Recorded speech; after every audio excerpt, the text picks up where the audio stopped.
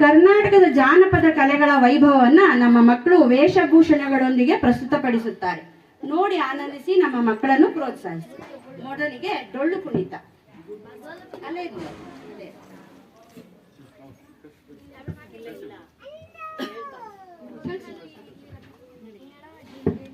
ಡೊಳ್ಳು ಕುಣಿತ ಯಾರಿಗ್ ಗೊತ್ತಿಲ್ಲ?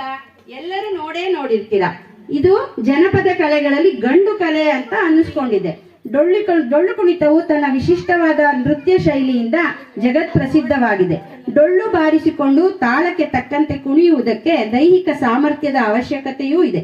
ಈ ಕಲೆ ಉತ್ತರ ಕರ್ನಾಟಕ ಜಿಲ್ಲೆಗಳಲ್ಲಿ ಹೆಚ್ಚು ಪ್ರಚಲಿತದಲ್ಲಿದೆ. ಗಂಡು ಕಲೆ ಎನಿಸಿದ ಈ ಡೊಳ್ಳು ಕುಣಿತವನ್ನು ಈಗ ಹೆಣ್ಣು ಮಕ್ಕಳು ಮಾಡುವುದು ಒಂದು ವಿಶೇಷ.